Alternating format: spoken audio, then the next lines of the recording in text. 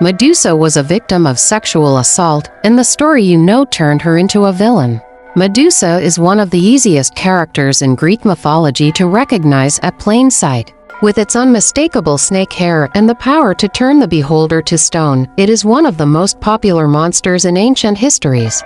But there's a part of her story that not everyone knows about that will change your perspective completely. The snake woman didn't always have a creepy appearance. Medusa was one of the three Gorgon sisters, a kind of female monster. Unlike Asteno and Euryale, she was the only mortal in the family. Ovidio was a Roman poet considered one of the most important in Latin literature, and was also one of the first to describe how it was that the mythological being became a terrible creature. The Encyclopedia of Ancient History quotes Ovidio briefly, but shocking. Medusa was a beautiful young woman and Poseidon wished her for him. The god of the seas attacked and raped her inside a temple dedicated to Athena. The goddess took this attack as an offense and punished the woman by giving her snakes instead of hair, and with the curse of turning anyone who looks to stone. After that chapter comes the most popular, the one where Perseus kills the terrible Medusa. King Polydectes was in love with Danae, Perseus' mother.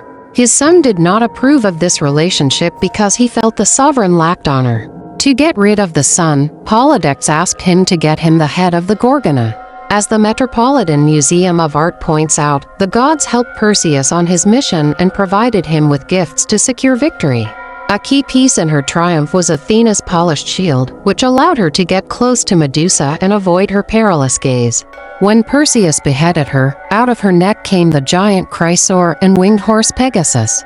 Both are considered to be Poseidon's children, meaning they were the result of a rape, and Medusa was pregnant when she was murdered. It's not unusual news for Greek mythology to be plagued with accounts of abuse and violence. But it is interesting and tragic to discover that Medusa is still remembered as a monster when her only rhyme was being attractive. The victim was also the only one to receive punishment for Poseidon's actions. And even Athena created the flute to imitate the lamentations of Asteno and Euryale after her sisters.